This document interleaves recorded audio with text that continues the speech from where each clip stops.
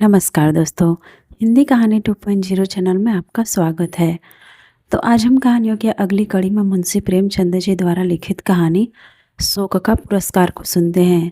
लेकिन उससे पहले आप सभी लोग से एक विनम्र अनुरोध है कि अगर चैनल पर नए हैं तो चैनल को सब्सक्राइब जरूर कीजिएगा। कहानी अच्छी लगे तो लाइक शेयर कमेंट जरूर कीजिएगा। तो चलिए शुरू करते हैं कहानी शोक का पुरस्कार।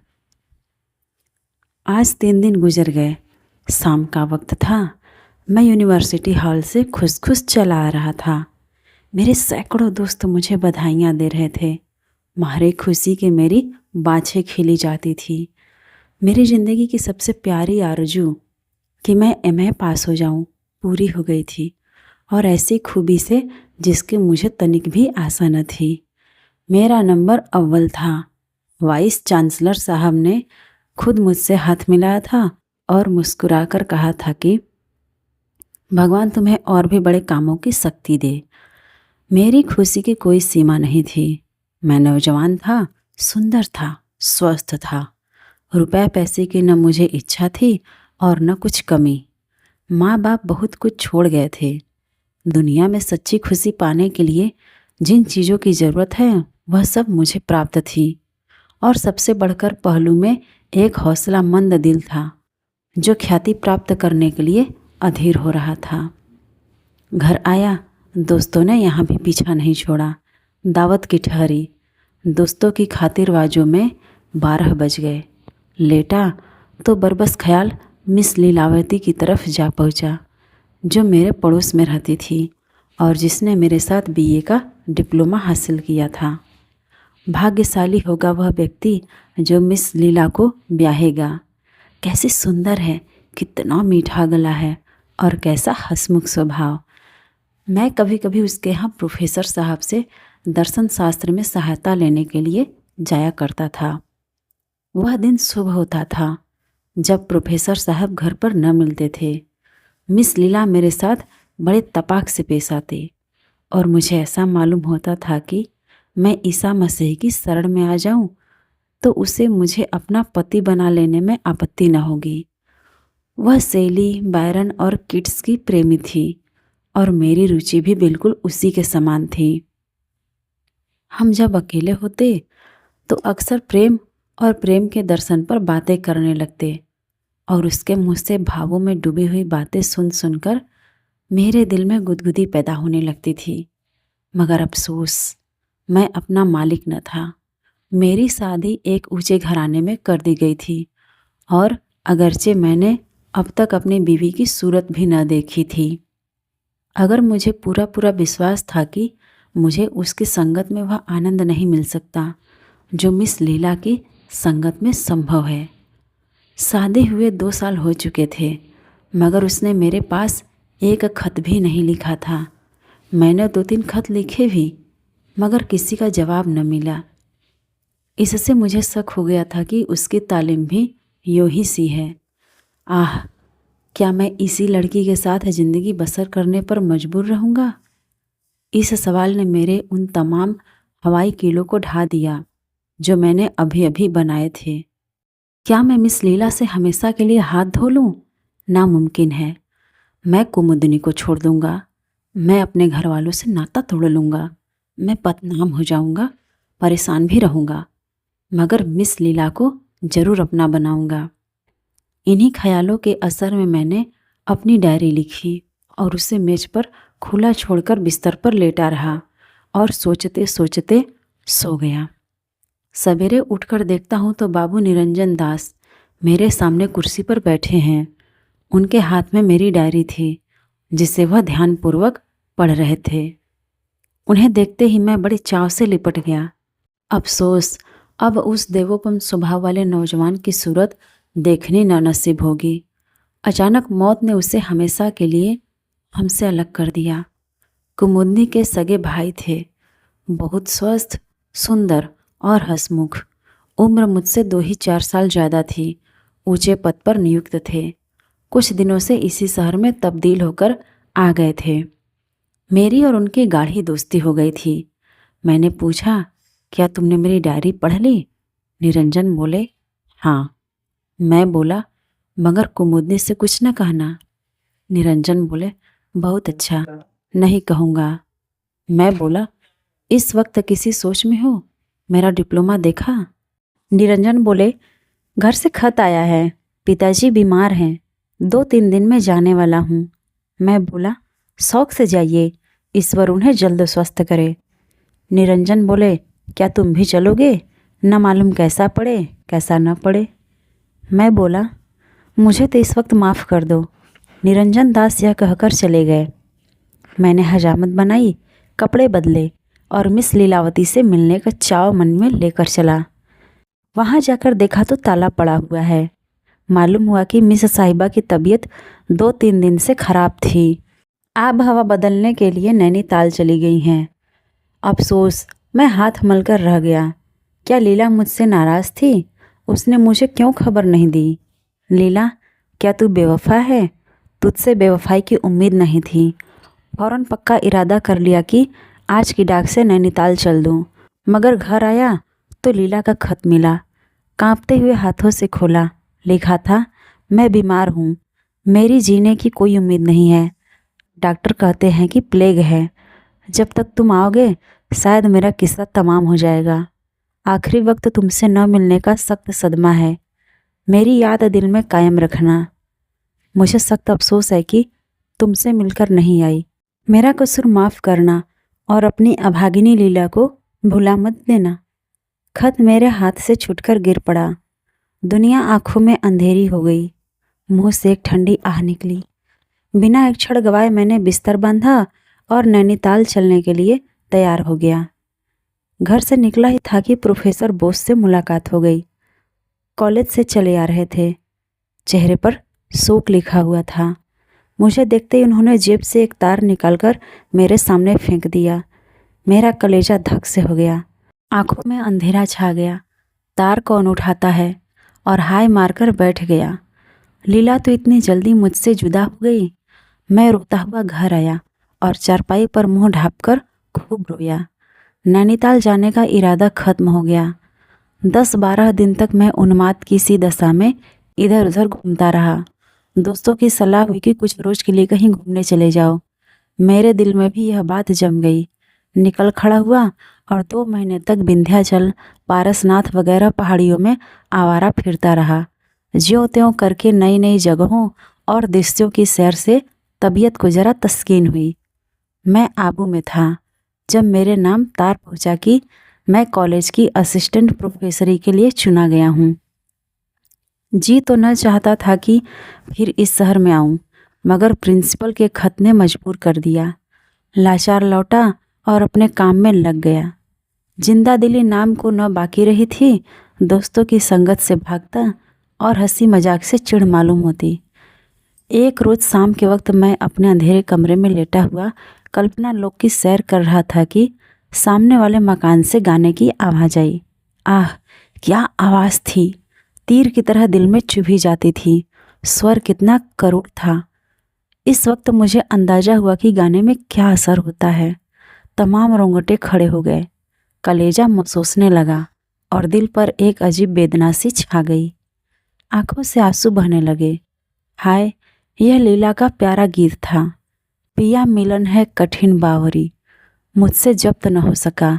मैं एक उन्माद की सी दशा में उठा और जाकर सामने वाले मकान का दरवाज़ा खटखटाया। मुझे उस वक्त यह चेतना न रही कि एक अजनबी आदमी के मकान पर आकर खड़े हो जाना और उसके एकांत में विघ्न डालना परले दर्जे की असभ्यता है। एक बुढ़िया ने दरवाज़ा खोल दिया और मुझे खड़े देखकर लपकी हुई अंदर गई। मैं भी उसके साथ चला गया। दहलीज तय करते ही एक बड़े कमरे में पहुंचा। उस पर एक सफ़ेद फर्श बिछा हुआ था। गांव तकिए भी रखे हुए थे। दीवारों पर खूबसूरत तस्वीरें लटक रही थी और एक 16-17 साल का सुंदर नौजवान, जिसकी अभी मसें भीग रही थी, मसनद के करीब बैठा हुआ हारमोनियम पर गा रहा था। मैं कसम खा सकता हूँ कि ऐसा सुंदर स्वस्थ नौजवान मेरी नज़र से कभी नहीं गुजरा। चाल ढाल से सिख मालूम होता था। मुझे देखते ही चौंक पड़ा और हारमोनियम छोड़कर खड़ा हो गया।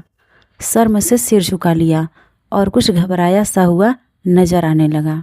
मैंने कहा, माफ़ कीजिएगा, मैंने आपको बड़ी तकलीफ़ दी। आप इस फ़न के उस्ताद मालूम होते हैं। खासकर जो चीज़ अभी आप गा रहे थे वह मुझे बहुत पसंद है।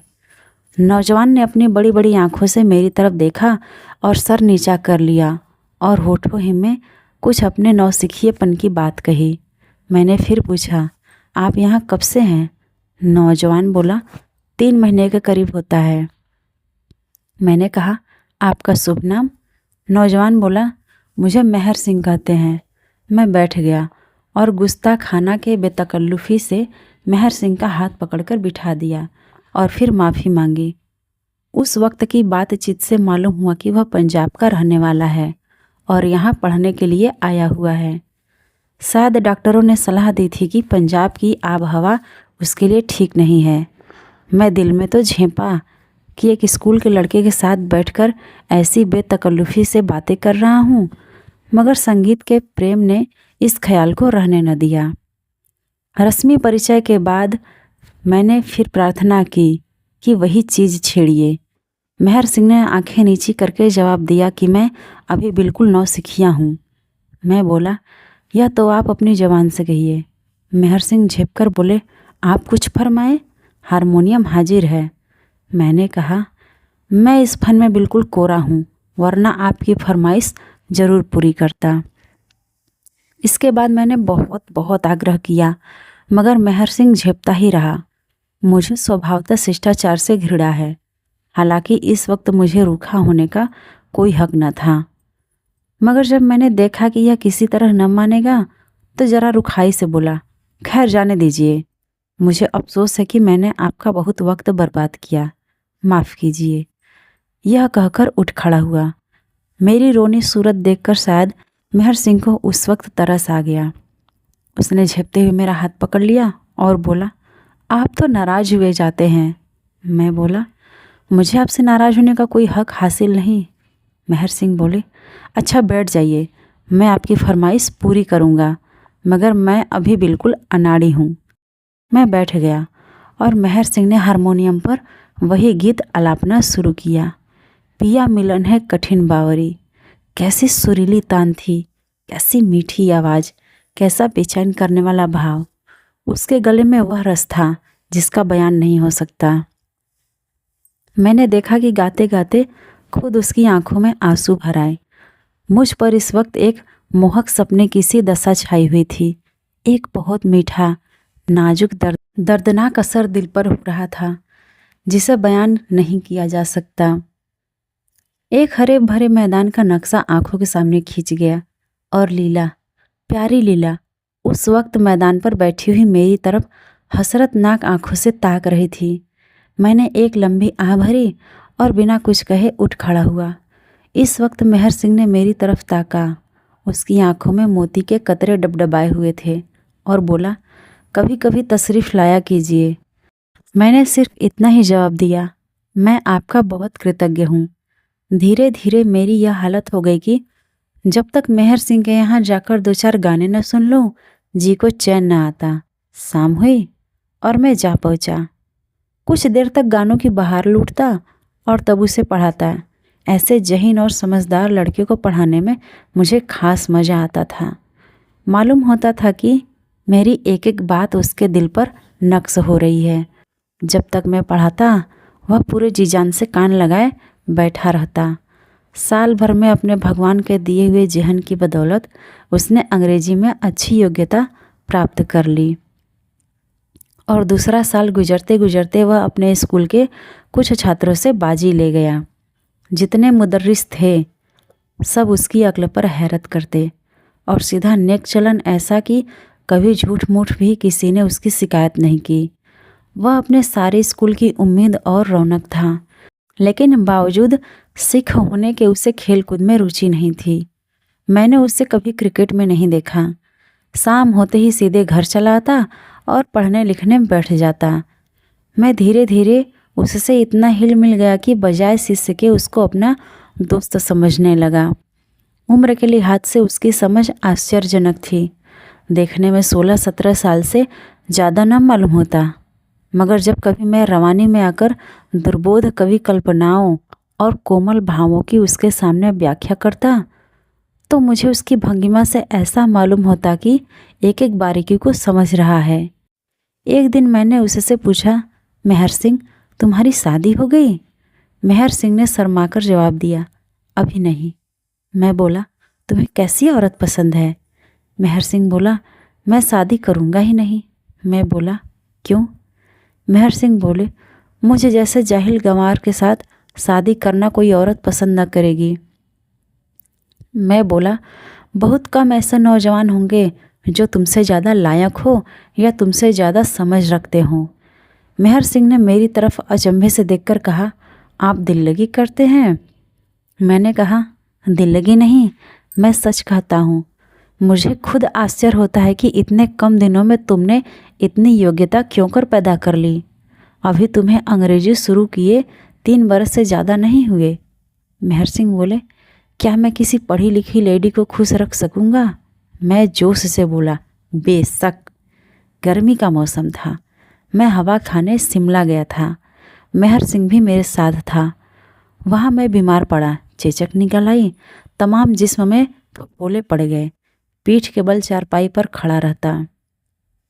उस वक्त मेहर सिंह ने मेरे साथ जो जो एहसान किए वह मुझे हमेशा याद रहेगा। डॉक्टरों की सख्त मनाही थी कि वह कमरे में न आए, मगर मेहर सिंह आठों पहर मेरे ही पास बैठा रहता, मुझे खिलाता पिलाता, उठाता बिठाता।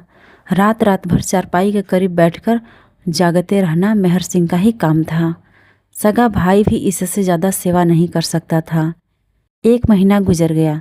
मेरी हालत रोज़ बरोज़ बिगड़ती जाती थी। एक रोज़ मैंने डॉक्टर को मेहर सिंह से कहते सुना कि इनकी हालत नाजुक है।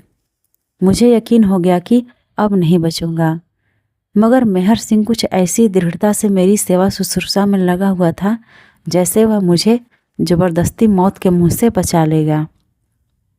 एक रोज़ शाम के वक्त मैं कमरे में लेटा हुआ था कि किसी के सिसकी लेने की आवाज़ आई। वहाँ मेहर सिंह को छोड़कर और कोई न था। मैंने पूछा, मेहर सिंह, तुम रोते हो? मेहर सिंह ने जब्त करके कहा, नहीं, रोऊं क्यों? और मेरी तरफ बड़ी दर्द भरी आंखों से देखा। मैं बोला, तुम्हारे सिसकने की आवाज़ आई।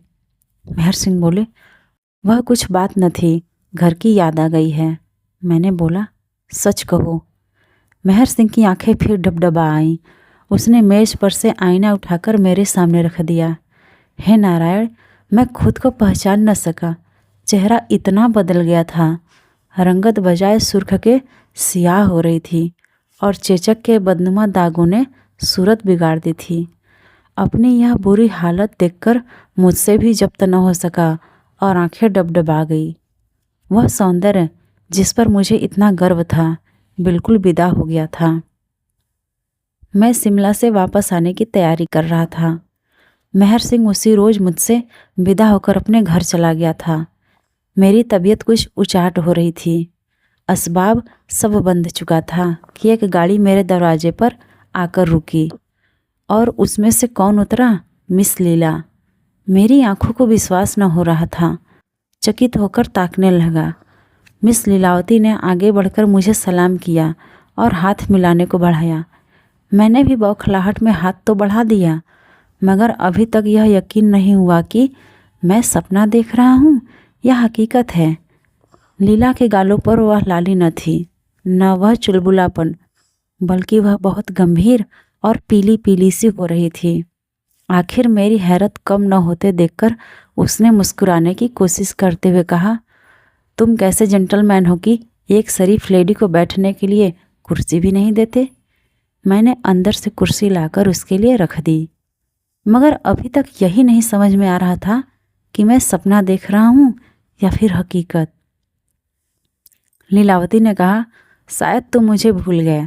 मैंने कहा, भूल तो उम्र भर नहीं सकता, मगर आंखों को एतबार नहीं आता। लीला बोली, तुम तो बिल्कुल पहचाने नहीं जाते। मैं बोला, तुम भी तो वह नहीं रही, मगर आखिर ये भेद क्या है? क्या तुम स्वर्ग से लौट आई? लीला बोली, मैं तो नैनीताल में अपने मामा के यहाँ थी। मैं बोला, और वह चिट्ठी मुझे किसने लिखी थी और तार किसने दिया था? लीला बोली, मैंने ही। मैं बोला, क्यों? तुमने यह मुझे धोखा क्यों दिया? शायद तुम अंदाज़ा नहीं कर सकती कि मैंने तुम्हारे सुख में कितनी पीड़ा सही है। मुझे उस वक्त एक अनोखा गुस्सा आया। यह फिर मेरे सामने क्यों आ गई? मर तो गई थी, मरी ही रहती। लीला बोली, इसमें एक गुर था, मगर यह बात तो फिर होती रहेंगी। आओ इस वक्त तुम्हें अपनी एक लेडी फ्रेंड से इंट्रोड्यूस कराऊं। वह तुमसे मिलने की बहुत इच्छुक है। मैंने अचरज से पूछा, मुझसे मिलने की?